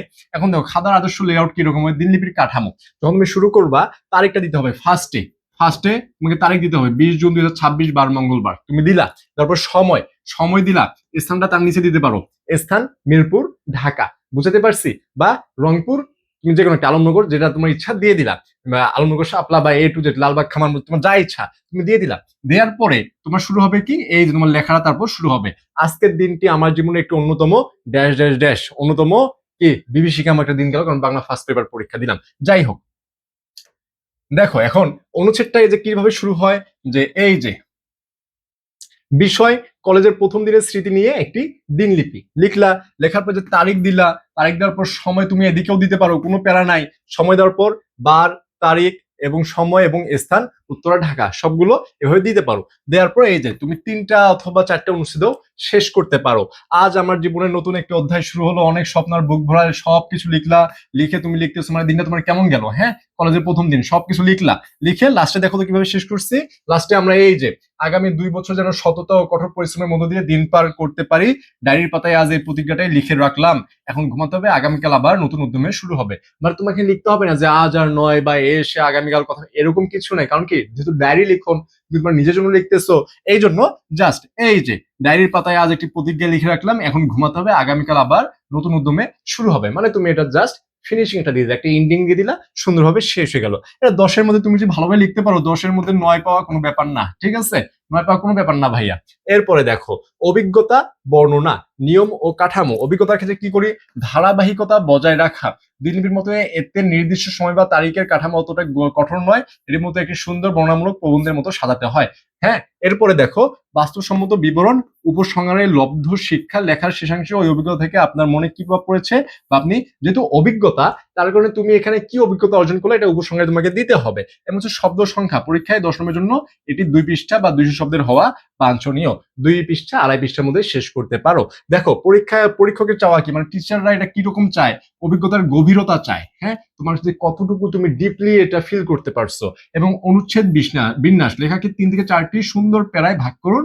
প্রথম প্যারায় পটভূমি, মাঝের প্যারায় মূল ঘটনা। দেখো প্রথমে আসবে পটভূমি, মানে হচ্ছে ভূমিকা, প্রথমে তুমি দিবা ভূমিকা, প্রথমে তুমি ভূমিকা দিলা, 2 নম্বরে দিবা কি, যে মূল ঘটনা, মূল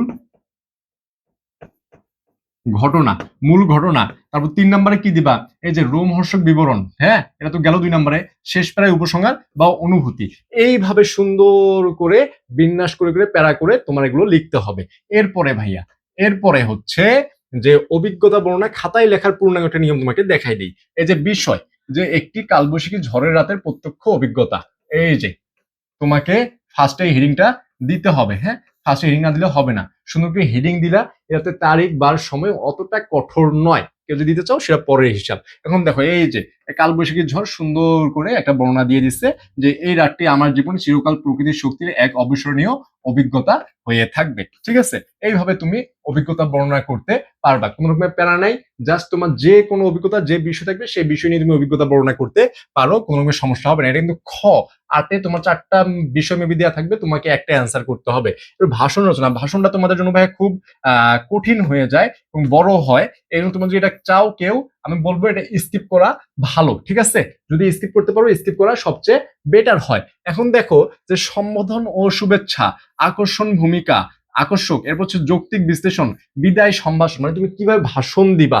সম্বোধন, শ্রদ্ধেয় সভাপতি, সম্মানিত প্রধান অতিথি, যে দেখো না বিভিন্ন পলিটিক্যাল বা বিভিন্ন জায়গায় যে ভাষণ দেয়, যে সুধী মণ্ডলী, শ্রদ্ধেয় সভাপতি বা A to Z বলে শুরু করে।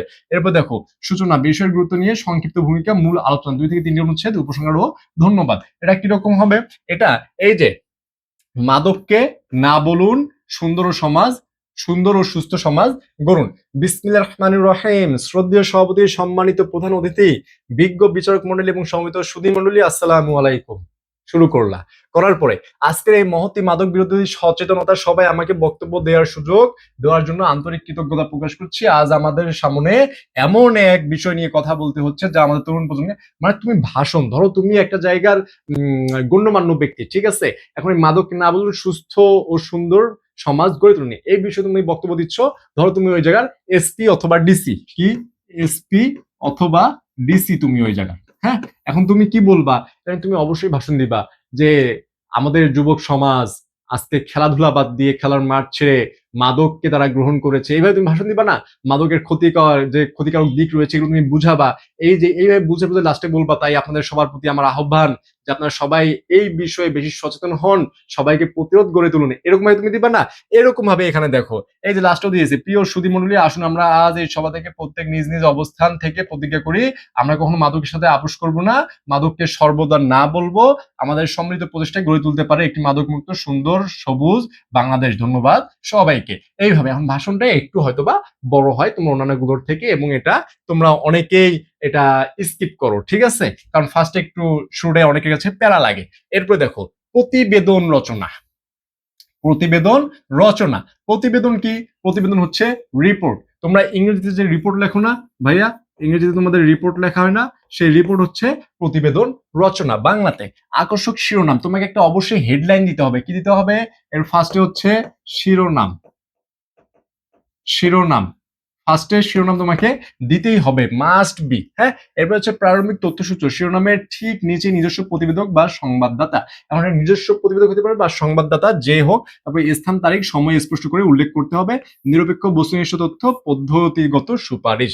দেখো এই যে এইরকম হবে শুরুটা, হ্যাঁ, এরকম হবে। কিরকম, সংবাদপত্রের প্রতিবেদনের কাঠামো কিরকম হবে, এই যে শিরোনাম দিয়ে শুরু হবে, নিজস্ব প্রতিবেদক ঢাকা 20 জুন, বা তুমি যদি সংবাদ মাধ্যমের হও সেটা তুমি নাম উল্লেখ করতে পারো। এরপর দেখো আমরা একটা ডিরেক্ট দেখে নিই এর থেকে, হ্যাঁ। এই যে লাগামহীন দ্রব্যমূল্য সাধারণ মানুষের নাভিশ্বাস, নিজস্ব প্রতিবেদক ঢাকা, এটা তুমি দেখে নিলা, দিয়ে নিলা। এরপরে বর্তমান দেশে, এখন তুমি এটা নিয়ে প্রতিবেদন, মানে মানুষ পেপারে কিরকম পড়ে দেখো না, পেপারে যে লেখাগুলো থাকে সেম ভাবে বর্তমান দেশের বাজারে নিত্য প্রয়োজনীয় জিনিসপত্রের দাম আকাশচুম্বী হওয়ার কারণে এইভাবে লিখে নিবা। এই যে এইভাবে শেষ করে দিলেই হয়ে যাবে, ঠিক আছে, আশা করি বুঝতে পারছো। এরপরে দেখো, এরপরে হচ্ছে বৈদ্যুতিন চিঠি, ইমেল, ইমেল লিখবো আমরা, কি বৈদ্যুতিন চিঠি অথবা ইমেল, ইলেকট্রনিক মেল। এখন দেখ ইলেকট্রনিক মেল তোমরা ইংরেজিতে লিখছো না ভাইয়া, ফ্রম টু সেন্ড সাবজেক্ট থাকে, ফ্রম টু সেন্ড অথবা সাবজেক্ট হিটার ব্লক আবশ্যক। দেখো এটা আমরা কি, এই যে ফ্রম লিখতে হবে, এরপর টু, ফ্রম মানে কি তুমি তুমি যেখান থেকে লিখতেছো থেকে, মানে তোমারটা যাচ্ছে, টু কার কাছে যাবে, কার কাছে, কার কাছে যাবে, কার কাছে। ঘুম ধরছো নাকি বাচ্চা কাচ্চারা, ঘুমাচ্ছ নাকি, ক্লাস দেখো। এটা তোমরা ইচ্ছে করে দিতে পারো, 10-এ 10 আসবে, হ্যাঁ। কোন রকমের এখন এই টায়ার্ডনেস দেখানো যাবে না, এই 1 মাস কোনো টায়ার্ডনেস নাই, শরীরের উপর দিয়ে যাবে, জাস্ট রাতে 5-6 ঘন্টা ঘুমাবা, সারাদিন পড়াশোনা চলবে, পরীক্ষা চলবে, কোনো টায়ার্ডনেস নাই, কোনো অতীত পাস নিয়ে কথা বলা যাবে না, পরীক্ষা যা হয়েছে আগামী পরীক্ষা ভালো করতে হবে। দেখো তাহলে ফ্রম, আমি লিখতেছি তাহলে আমি হবো ফ্রম, যাকে লিখবো ধরো তোমাকে লিখতেছি তুমি হবা কি টু। এরপরে দেখো সেন্ট, টাইমটা দিয়ে দিলা, এরপর সাবজেক্ট শিক্ষা সফরে যাওয়ার অনুমতি ও আর্থিক সাহায্যের জন্য আবেদন। এরপরে লেটার যেভাবে লেখো, জনাব সবিনয় নিবেদনে যে আমরা আপনার কলেজে দ্বাদশ শ্রেণীর লিখলা, লিখে যে নিবেদক বিজ্ঞান কোন কলেজ, তারপরে যে তোমার নাম রোল দিয়ে দিবা। এরপরে যেখানে লেটারের মধ্যে অতএব মহোদয়ের নিকট আকুল আবেদন আমাদের এই শিক্ষা সফরের প্রয়োজনীয় অনুমতি ও কলেজ ফান্ড থেকে কিছু আর্থিক অনুদান মঞ্জুর করে বাধিত করবেন। বোঝা গেছে, এটা হলো তোমাদের ইমেল। একদম ইজি ভাইয়া, কোনো রকমের প্যারা নাই, জাস্ট রিল্যাক্স এন্ড পড়াশোনা একটু করে যাও, কোনো পেন হবে না। এরপরে দেখো, এরপর হচ্ছে খুদে বার্তা, খুদে বার্তা কি, খুদে বার্তা হচ্ছে SMS, মানে ফোনে SMS পাঠানো ভাইয়া, ফোনে SMS পাঠানো। এখন তো SMS নাই, এখন হচ্ছে Messenger, WhatsApp, Telegram, Instagram, Twitter, এগুলো তোমরা ইউজ করো। আর আমরা যখন 9-10-এ পড়তাম তখন আমাদের এরকম হয়েছে যে আমার তো অ্যান্ড্রয়েড ফোন ইউজ করতাম না, হ্যাঁ, আমরা ইউজ করতাম হচ্ছে বাটন ফোন, ওই নোকিয়া যে ফোনগুলো আছে। আমার এখনো মনে আছে যে আমি আমার ক্লাস, তোমার তো জেএসসি দাও না, আমাদের জেএসসি ছিল, আমাদের সঙ্গে জেএসসি ছিল, জেএসসি পরীক্ষা দিয়ে বৃত্তি পাইছিলাম, হ্যাঁ। সেই বৃত্তির টাকা দিয়ে আমি একটা আইটেল ফোন কিনছিলাম, আইটেল। সেই আইটেল ফোনে আবার ফেসবুক চালানো যাইতো, জিরো বেসিক না basic.com এরকম দিয়ে, হ্যাঁ, ফ্রিতে চলতো অপেরা মিনি দিয়ে। আমরা সেই ফোনে SMS কিনতাম, জিপি সিমেও 5 টাকায় 200 SMS কিনতাম, 10 টাকায় 500 SMS কিনতাম, এরকম ছিল। তো সেই SMS আমরা যখন করতাম, সেই SMS হচ্ছে তোমার এরকম, এই দেখো মোবাইল SMS 11টা 5 PM, এরপর জরুরি রক্তের প্রয়োজন, বন্ধু আমার এক আত্মীয়ের সিজারিয়ান অপারেশনের জন্য আজই ও পজিটিভ ব্লাড রাখবে, তুমি যদি রক্ত নিতে সক্ষম হও তাহলে অতি দ্রুত ঢাকা মেডিকেল চলে আসো, তোমার একটি সিদ্ধান্ত একটি প্রাণ বাঁচাতে পারে, যোগাযোগ, এই যে নাম্বার দিয়ে দিলা, সাকিব, হ্যাঁ। এরকম ভাবে আমাদেরকে এসএমএস প্রেরণ করতে হয়। দেখো শব্দ সীমা যেহেতু খুদে বার্তা লেখাই আছে, খুদে বার্তা মানে ছোট বার্তা, আমাদেরকে 30 থেকে 40 শব্দের শেষ করতে হবে। মোবাইল ফ্রেম অঙ্কন, এটা মোবাইল ফ্রেম তোমাকে অঙ্কন করতে হবে, ঠিক আছে। এরপর হচ্ছে ভাষা শৈলী, কোনো প্রকার কুশল বিনিময় বা ভূমিকা ছাড়াই সরাসরি মূল বক্তব্য। তুমি কি জীবনে এসএমএস করে বলো যে dear friends how are you, I am also fine and hope you are well, এরকম বলো? এরকম তো বলো না। যেহেতু খুদে বার্তা, ডিরেক্ট আমাদেরকে হিট করতে হবে কোথায়? ডিরেক্ট সাবজেক্টে হিট করতে হবে, তোমার কি প্রয়োজন সেটা তোমাকে বলতে হবে। এবার তথ্যপূর্ণ স্থান, স্থান তারিখ ও সময় সংক্ষেপে যুক্ত করলেই আমাদের হয়ে গেল, ঠিক আছে। সেটা কিরকম? হ্যাঁ, এরপর দেখো এটা হচ্ছে ব্যক্তিগত চিঠিপত্র নিয়ম ও কাঠামো। ব্যক্তিগত চিঠিপত্র, ধরো তুমি তোমার কত গার্লফ্রেন্ড নেই তাই না, আমাদেরও নাই, যে বিয়ে করবো, ধরো তুমি তোমার বউকে লিখতেছো, হ্যাঁ, তুমি আসো বাহিরে, ধরো তুমি কোন জবে আসো বাইরে, সেখান থেকে চিঠি লিখতেছো, ফোন টোন কিছু নাই, তখন যে চিঠিটা লিখবে সেই চিঠিটা কিরকম হবে, হ্যাঁ, সেই চিঠিটা একটু তোমাদেরকে দেখাই দেই। মঙ্গলসূচক শব্দ, যেটা বলছিলাম একটু আগে যে hope you are well, I am also fine, এরকম মঙ্গলসূচক শব্দ দিতে হবে। সম্বোধন, মূল বক্তব্য, ইতীয় সমাপ্তি, ডাক টিকিটের খাম, খাম মাস্ট বি লাগবে, খাম মাস্ট বি লাগবে। এখন তুমি এটা কিভাবে করবা এটা দেখো, খাতায় লিখবা কিভাবে। ফার্স্টে হচ্ছে বিষয়, কুফল জানিয়ে ছোট ভাইকে একটি পত্র। তুমি এই যে মিরপুর 10 তোমার তারিখ এবং ঠিকানা দিয়ে দিলা। প্রিয় সজীব, আমার স্নেহাশিস নিও, আশা করি ভালো আছো। গতকাল বাবা চিঠিতে জানতে পারলাম যে ইদানিং তুমি পড়াশোনায় মনোযোগ না দিয়ে গভীর রাত পর্যন্ত স্মার্টফোনে সময় কাটাচ্ছ। অ্যাজ ইউজুয়াল তোমাদের মতো টেনশন করতে করতে ইনস্টাগ্রাম ফেসবুকে রিলস স্ক্রল করতে করতে রাত শেষ, আবার ঘুম, সকালে উঠে পরীক্ষা। Have a relax. হ্যাঁ, তাহলে দেখো এভাবে তুমি শেষ করিলা, শেষ করে ইতিটা তুমি এদিকেও দিতে পারো, প্যারা প্যারা নাই, এদিকে দেওয়াই বেটার। এরপরে হচ্ছে মানে খাম করতে হবে। কি করতে হবে? খাম করতে হবে। কি করবা? খাম করবা। আমরা এটা একবার দিয়ে দিছি তো, যে প্রেরক সাকিব, এরপরে মিরপুর 10 ঢাকা, প্রেরক সজীব, জেলা স্কুল বগুড়া, যাই হোক, তারপর এদিকে ডাক টিকিট, ডাক টিকিটটা আমাদের এদিকে থাকবে, ঠিক আছে। তাহলে প্রেরক, প্রাপক, নাম, ঠিকানা দিলেই হয়ে গেল। এরপরে আমরা চলে যাব, এরপরে চলে যাব কোথায়? 9 ঘ, আবেদনপত্র অথবা দরখাস্ত। ওখানে তুমি যা লিখছিলে এখানেও প্রায় সেম, এখানে খাম লাগবে না। কি লাগবে না? খাম লাগবে না। এখানে তুমি যে খাম দিবা, এই খামটা এখানে লাগবে না। আর এখানে দেখো, এখানে আমরা তারিখ দিয়ে শুরু করব। তারিখ, ওই যে তুমি স্কুলে যখন পেট ব্যথা মাথা ব্যথার বাহানা দিয়ে ক্লাস টিচারকে একটা দরখাস্ত লিখতা, লিখে মিথ্যাভাবে ছুটি নিয়ে গ্যারেজ থেকে সাইকেলটা বের করে চলে যেতে বাসায়, মনে আছে কি? সেইভাবে যে লিখতা সেটা লিখতে হবে ভাইয়া। হ্যাঁ, তারিখ 20 জুন 2026, বরাবর অধ্যক্ষ, ঢাকা সিটি কলেজ, বিষয় বিলম্ব জরিমানা মৌকুব করে মাসিক বেতন পরিশোধের জন্য আবেদন। মহোদয়, বিনীত নিবেদন, এই যে আমি আপনার কলেজের বা আমি আপনার স্কুলের দ্বাদশ শ্রেণীর একজন নিয়মিত ছাত্র, যেটা লিখলা, লেখার শেষে লাস্টে অতএব মহোদয়ের নিকট আকুল প্রার্থনা, আমার পারিবারিক আর্থিক অসুবিধা বিবেচনা করে বিলম্ব জরিমানাটি মৌকুব পূর্বক মে মাসের নিয়মিত বেতন পরিশোধের সদয় অনুমতি দানে বাধিত করবেন। বিনীত নিবেদক, আপনার একান্ত অনুগত ছাত্র সাকিব হাসান, দ্বাদশ শ্রেণী, বিজ্ঞান বিভাগ, রোল নং এত। ঠিক আছে, বোঝা গেছে? মানে তুমি যেভাবে দরখাস্ত লিখলা, ক্লাস টিচারকে বা অধ্যক্ষকে স্কুলে থাকতে সেম ভাবে লিখতে হবে, সেম ভাবে লিখলেই হয়ে গেল। এরপরে দেখো সারমর্ম বা সারাংশ, তোমার যেটা ভালো মনে হয়, সংক্ষিপ্ততা। আমরা সারমর্ম বা সারাংশ অনেক সময় কি করি, একটু ইলাবোরেট করি, একটু বড় করি। এটা করা যাবে না ভাইয়া। হ্যাঁ, তুমি ওটা কি বুঝলা এটা খুবই ছোট পরিসরে সহজ সাবলীল ভাষায় তোমাকে ফুটাই তুলতে হবে। হ্যাঁ, তাহলে তুমি কি করবা, 1 থেকে 3 অংশ, প্রথম মূল অনুচ্ছেদটি কবিতার গভীর ভাবটি মাত্র 3 থেকে 4টি সরল বাক্যের মাধ্যমে উপস্থাপন করতে হবে, যেটা বললাম। উদ্ধৃতি বর্জন, অনেকে আবার করে কি এরকম উদ্ধৃতি দেয়, উদ্ধৃতি বর্জন করতে হবে। অনুলিপি বর্জন, মূল অনুচ্ছেদের কোনো বাক্য হুবহু কপি করা যাবে না, ওখান থেকে তুমি হুবহু তুলে দিতে পারবে না, এটা সামারি না। হ্যাঁ, সামারি তো তোমার তুলে দাও হুবহু। উত্তম পুরুষ বর্জন, আমি মনে করি বা কবি বলেছেন এমন বাক্য লেখা যাবে না, আমি মনে করি অমুক হ্যান ত্যান বা কবি বলেছেন এগুলো লেখা যাবে না, উদ্ধৃতি ইউজ করা যাবে না। সারমর্ম সাংস্কৃতিক মাস বি মনে রাখবা। তাহলে দেখো মূল কবিতা, সারমর্ম আমরা যদি দেখি একটু, সারমর্ম, পরের মুখে শেখা বুলি, পরের চশমা আটা চোখে, নিজের বলতে তোদের কিরে কিছুই নাই কই এই ভুলোকে, নিজে দেখিস নিজের চোখ, নিজের মনে করিস কাজ, তবেই তোদের মানুষ বলবে ঘুষবে তোদের মনের লাজ। হ্যাঁ, মানে এটা পরে তুমি কি বুঝলা, যে পরানুকরণ বা অন্ধ অনুকরণ মানুষকে পঙ্গু ও আত্মমর্যাদাহীন করে তোলে, স্বাবলম্বী ও স্বাধীন চিন্তাধারায় মানুষের মনুষ্যত্ব বিকাশের মূল ভিত্তি, নিজের বুদ্ধিমত্তা ও দৃষ্টিভঙ্গি প্রয়োগ করে সাহসের সাথে কাজ করলেই জীবনে প্রকৃত মানুষ হওয়া যায় এবং সমাজে সম্মান প্রতিষ্ঠা পায়। এই যে দেখো 3 থেকে 4টা লাইনে সুন্দর করে সাবলীল ভাষায় তুমি কি বুঝতে পারছো সেটা ফুটাই বুঝতে হবে। এটা একদম লিখতে লিখতে লিখতে লিখতে লিখতে লিখতে 10-12 লাইন করা যাবে না। বোঝা গেছে? এবার লিখলে তোমরা 10-এ 10 পাবা, কোনো প্যারা নাই, 10-এ 10 পাবা। এরপরে দেখো ভাব সম্ভাষণ, ভাব সম্ভাষণ সবাই জানো, তাও তোমাকে কিছু ট্রিক শিখাচ্ছি যাতে তুমি ভালো মার্কস পাও। যে তিনটি সুনির্দিষ্ট প্যারাগ্রাফ, কয়টা সুনির্দিষ্ট? জাস্ট তিনটা। কয়টা? তিনটা। সেই তিনটা কি কি? একটা হবে মূল ভাব, 2 থেকে 3 বাক্যে মূল ভাবটা শেষ করবো, 3 থেকে 4 লাইনও হতে পারে।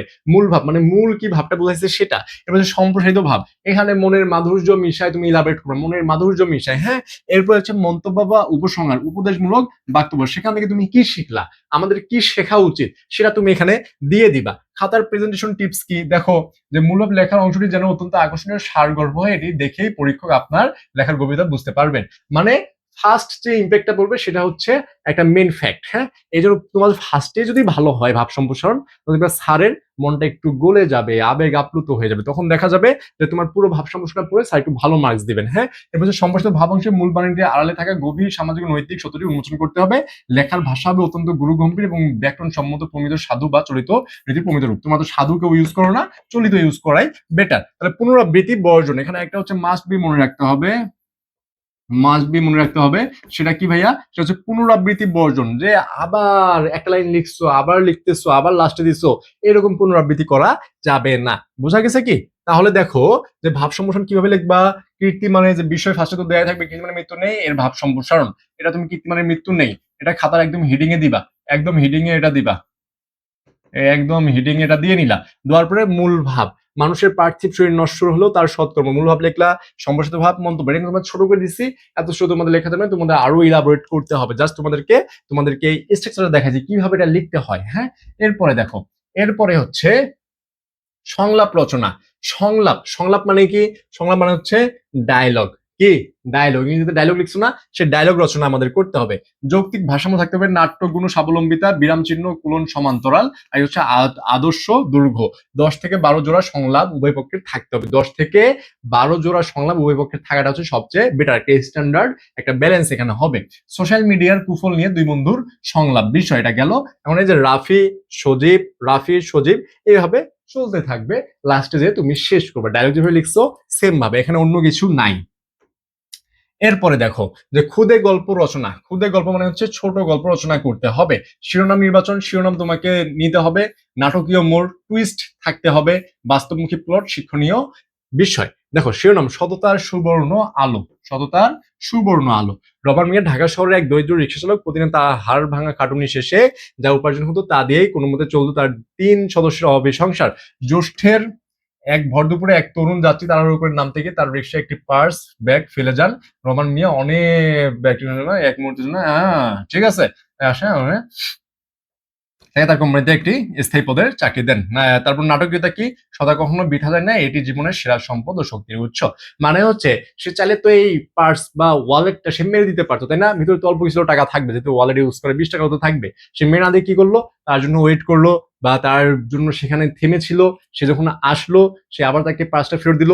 এই যে সততা, এই সততায় সেই প্যাসেঞ্জার খুশি হয়ে তার কোম্পানিতে তাকে একটা জব দিয়ে দিল। তাহলে এই রোদে বৃষ্টিতে আর রিক্সা চালাতে হতো না, সততার জন্য একটা জব পেয়ে গেল। মানে সততা কখনো বৃথা যায় না, এটি জীবনের সেরা সম্পদ ও শক্তির উৎস। ঠিক আছে, এইভাবে আমাদেরকে লিখতে হয়। এরপরে দেখো লাস্টের দিকে আমরা চলে আসছি, ক্লাসের কেউ ঘুমাবো না, হ্যাঁ ভাইয়ারা কেউ ঘুমাবো না, একদম লাস্টে চলে আসছি ভাইয়া, হ্যাঁ। আর কিছুক্ষণ দেখলে শেষ হয়ে যাবে। যে প্রবন্ধ নিবন্ধ রচনা, প্রবন্ধ নিবন্ধ রচনা, এগুলো দেখো যে পয়েন্ট বিন্যাস, তোমাকে 10 থেকে 12টি পয়েন্ট দিতে হবে, 10 থেকে 12টি পয়েন্ট।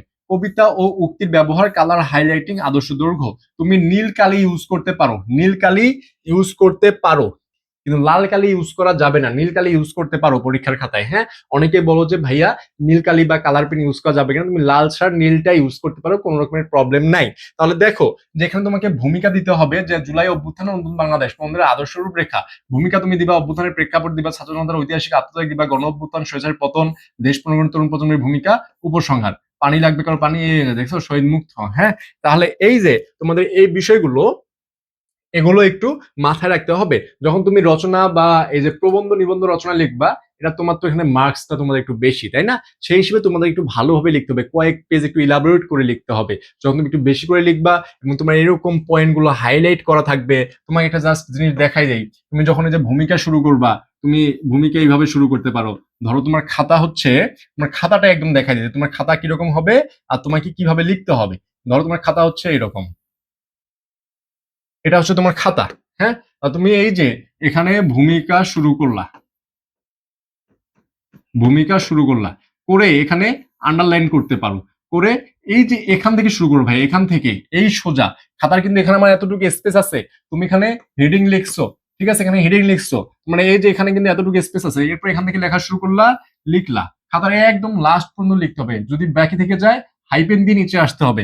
এরপরে আমাদের এখান থেকে শুরু হয়ে গেল, লিখলা লিখলা লিখলা, হ্যাঁ, লিখে গেলা, যাওয়ার পরে নেক্সট যে পয়েন্টটা আসবে একটু স্পেস দিবা, কি দিবা, স্পেস দিবা, একটু স্পেস দিবা। তাহলে এই যে ধরো তোমার এখানে শেষ হয়ে গেছে, স্পেস দিয়ে এখানে আসলা নেক্সট পয়েন্ট, এখানে এসে আবার একটা পয়েন্ট লিখলা, কোলন দিলা, আবার এখান থেকে শুরু হবে, এইভাবে চলবে, ঠিক আছে। যখন এইভাবে লিখবা, খাতার যে একটা স্ট্রাকচার, এটা খুবই সুন্দর লাগবে, আর যখন সুন্দর লাগবে স্যার মার্কস দিতে কৃপণতা করবে না। বুঝতে পারছো? আশা করি বুঝতে পেরেছো। তাহলে দেখো, তাহলে আমাদের এই তো শেষ হয়ে গেল। একটা এই যে বাংলার চূড়ান্ত বোর্ড সাজেশন, সেটা কি কি, এই যে দিনলিপি, অভিজ্ঞতা, ভাষণ রচনা, প্রতিবেদন, এখান থেকে যে কোনো একটা তোমাকে দিতে হবে, যেটা তোমার মন চায়। তারপর হচ্ছে এখন তুমি এখানে দেখতে পারো দিনলিপি, ঐতিহাসিক স্থানে ভ্রমণের অভিজ্ঞতা, কলেজের প্রথম দিন, অভিজ্ঞতা বর্ণনা, বৈশাখী মেলা পরিদর্শনের অভিজ্ঞতা, লঞ্চ ডুবির প্রত্যক্ষ অভিজ্ঞতা, ভাষণ রচনা, আন্তর্জাতিক মাতৃভাষা দিবসের গুরুত্ব, মাদক বিরোধী সচেতনতা। এগুলো বেশি বেশি আসে, এই জন্য আমি জাস্ট তুলে দিছি, যেহেতু বাংলা তোমার লিখতে পারবাই, তাও আমি তোমাদেরকে দেখাই দিই। প্রতিবেদন, ঢাকা শহরে যানজট ও প্রতিকার, খাদ্য বেজালের কারণ ও প্রতিকার, ঠিক আছে। এটা গেল দিনলিপি, অভিজ্ঞতা বর্ণনা, ভাষণ রচনা এবং প্রতিবেদন। দরখাস্তের দিকে যদি আসো, আবেদনপত্র, দরিদ্র তহবিল থেকে সাহায্য এবং পদের জন্য চাকরির আবেদন, এগুলো আবেদনপত্র। ভাব সম্প্রসারণ, কীর্তিমানের মৃত্যু নেই, দুর্নীতি জাতীয় জীবনের প্রধান অভিশাপ ও পরিশ্রম সৌভাগ্যের প্রসূতি, প্রবন্ধ, জুলাই অভ্যুত্থান ও নতুন বাংলাদেশ, দেশ গঠনের যুব সমাজ, তথ্য প্রযুক্তি ও বর্তমান প্রজন্ম। এগুলো হচ্ছে তোমাদের জাস্ট এমনি একটু সাজেশন দেখাই দিলাম, হালকা পাতলা টুকটাক, কিন্তু আমাদের সাজেশনের ক্লাস আবারও আসবে। এবং তোমাদের যদি এই পারিভাষিক শব্দ, শুদ্ধ অশুদ্ধ বানান, বাংলা বানানের নিয়ম, বাংলা বানান, এগুলো তোমাদের যদি লাগে, যদি তোমাদের পিডিএফ দরকার হয়, আমাদের এই যে 01720828052 এই নাম্বারে নক করতে পারো, অথবা আমাদের কমেন্ট বক্সে আমাদের ফ্রি গ্রুপের লিঙ্ক দেওয়া থাকবে, টেলিগ্রাম গ্রুপ, সেখানে তোমরা ঢুকে পিডিএফ গুলো পেয়ে যাবা আজকে অথবা কালকের মধ্যেই। এবং তোমরা যে সেই গ্রুপেও যুক্ত থাকো, আমার যে এডমিশন যে কোর্স আসবে, সেখানে তোমরা 50% অফ পেয়ে যাবা, হ্যাঁ, যার কারণে তোমরা ওখানে অ্যাড থাকতে পারো অ্যাটলিস্ট। এবং আমাদের যে ক্লাসগুলো যাবে, আমাদের ওখানে ফার্স্ট লিঙ্ক দেওয়া হয়, যার কারণে তুমি ক্লাসগুলো আপলোড করার সাথে সাথে তুমি পেয়ে যাবা। তো এই ছিল তোমাদের বাংলা সেকেন্ড পেপারে একটা পূর্ণাঙ্গ ক্লাস দিয়ে তোমাদেরকে ট্রাই করলাম, একটা ম্যারাথন ক্লাস, খুবই শর্টকাট ভাবে, কারণ তোমাদের বেশি টাইম এখন নেওয়া যাবে না, 10 ঘন্টা 12 ঘন্টা ক্লাস দিয়ে তোমাদের লাভ নাই। কজ হচ্ছে তোমরা এখন নিজে পড়াশোনা করবা, নিজের পড়াশোনার টাইমটা এখন বেশি দরকার, এই কারণে খুবই শর্টকাট ভাবে তোমাদেরকে গুছাই কিছু জিনিস পড়াই দেওয়া হলো, যাতে এখান থেকে তুমি আমার পরীক্ষাটা ভালো মার্কস পাও, মিনিমাম যাতে 90+ মার্কস তুমি ইনশিওর করতে পারো, ঠিক আছে।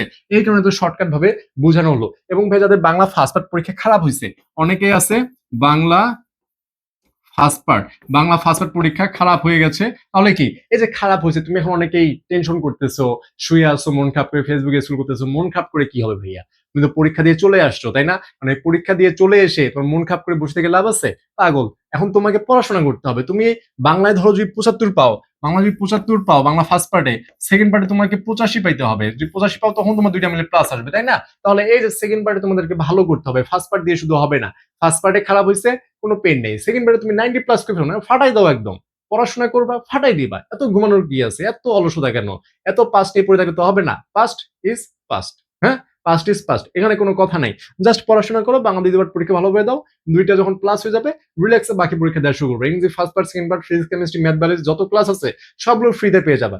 জাস্ট সাবস্ক্রাইব করে রাখো এবং ফলো করে রাখো, কোনো রকমের পেন হবে না। জাস্ট ক্লাসগুলো করো আর বইগুলো একটু পড়ো, কোনো রকমের তোমার মিস যাবে না, যতগুলো প্রশ্ন আসবে টপিক ওয়াইজ সবকিছু তুমি কমন পাবা ইনশাল্লাহ, ঠিক আছে। তো সবাইয়ের জন্য শুভকামনা এবং সবার জন্য দোয়া থাকলো ভাইয়া, জাস্ট একটু করে পরিশ্রম করো, বাবার মুখের দিকে একটু তাকাও, আর নিজের রেজাল্টটা যদি ভালো করে এডমিশনে একটা বিশেষ একটা অ্যাডভান্টেজ পাবা, হ্যাঁ, এখন বুঝতেছো না, কিছুদিন পরে বুঝবা, এই জন্য পড়াশোনাগুলো করে যাও।